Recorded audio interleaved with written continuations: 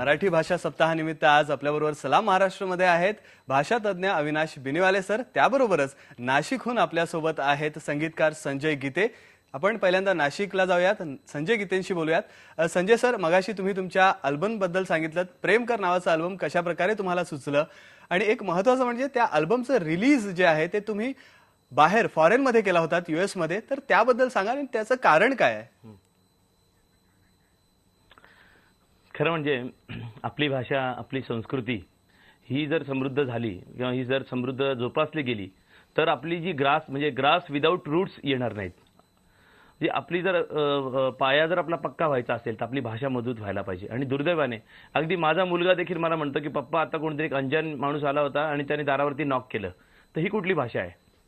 आणि मग यांच्या भाषेमध्ये ह्या लोकांना कविता वाचनाकडे कसं वळवायचं? तर माझ्या मनात असं आलं की आपण we are the follower of we are crazy of US, की यूएस मध्ये अशी फॅशन आहे, तशी फॅशन आहे. तर मी म्हटलं की तिथल्या मराठी मुलांना, तरुणांना जर आपण आधी कविता पोहोचवल्या आणि त्यांना जर त्या आवडल्या तर निश्चितचपणे आपल्या मुलांना आकर्षण त्याचं वाटेल. त्याच्यामुळे मी यूएस मध्ये शिकागोला मध्यंतरी त्याचं रिलीज केलं आणि आता लवकरच मी महाराष्ट्रातल्या एका नामवंत कंपनीच्या द्वारे त्याचं रिलीज करणार आहे. सर तुम्ही म्हणजे एकंदरीत तुमची थीम जी सांगितलीत की कशा प्रकारे तुम्ही यूएस मध्ये का रिलीज केलात, यामध्ये एक प्रेम म्हणजे प्रेम असतं आणि तुमचं आमचं अगदी सेम असतं. हे जे गाणं आहेत, ही जी कविता आहे ती तुम्ही घेतलेली आहे, तर ती आम्हाला तुमच्या स्टाईलने ऐकायला आवडेल. ओके, जरूर.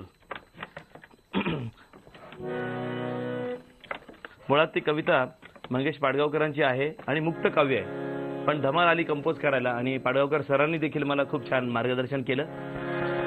हे प्रेम म्हणजे प्रेम असतं आणि तुमचं आणि आमचं अगदी सेम असतं. प्रेम म्हणजे प्रेम असतं, तुमचं आणि आमचं अगदी सेम असतं. प्रेम कमान, हे प्रेम प्रेम प्रेम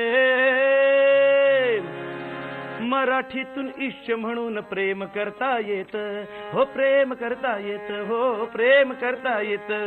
उर्दू मधून इश्क म्हणून प्रेम करता येत. हे इश्क इश्क है इश्क, हो इश्क इश्क है इश्क. व्याकरणात चुकलात तरी प्रेम करता येत, कॉन्व्हेंट मध्ये शिकलात तरी प्रेम करता येत. लव हे त्याचं दुसरं नेम असतं, हो तुमचं आणि आमचं अगदी सेम असतं. प्रेम प्रेम प्रेम म्हणजे प्रेम असतं, हो तुमचं आणि आमचं अगदी सेम असतं. प्रेम प्रेम प्रेम प्रेम तिच्यासोबत उन्हात कधी तासन तास फिरला असाल, झंकारलेल्या सर्वस्वान तिच्या कुशीत शिरला असाल. पावसात तिच्या सोबत फिरला असाल जोडीनं, एक चॉकलेट अर्ध अर्ध खाल्लं असाल गोडीनं.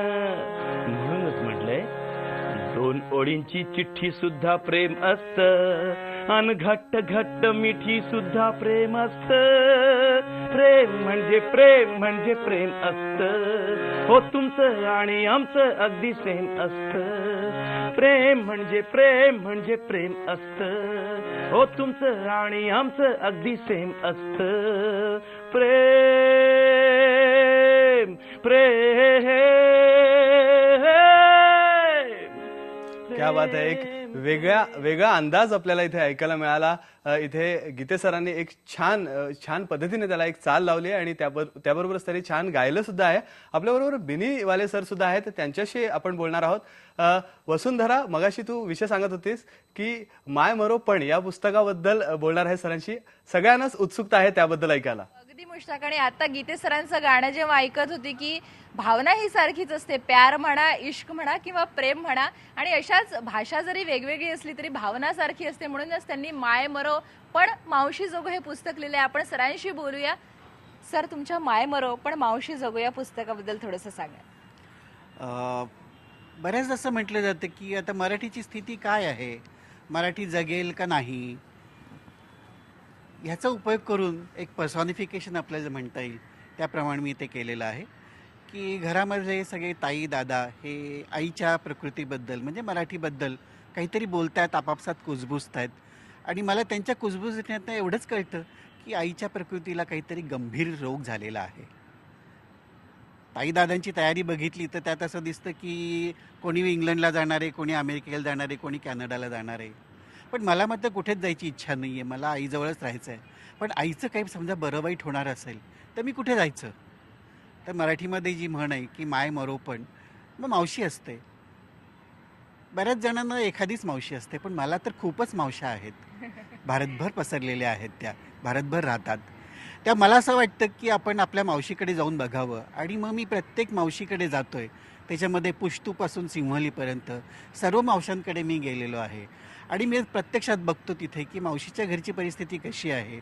तर माझ्या असं लक्षात येतं की तिथेसुद्धा मावशीच्या प्रकृतीबद्दल कुजबूज करणारी तिची मुलं आहेत, पण प्रत्यक्षामध्ये मावशीला काहीच झालेलं नाही, ठणठणीत आहे. आणि माझ्या लक्षात येतं घरी आल्यानंतर की माझ्या आईलासुद्धा काही झालेलं नाही आहे. कोणीतरी कुजबुजत असेल तर त्याच्यातनं काही एखादा गंभीर रोग होत नसतो.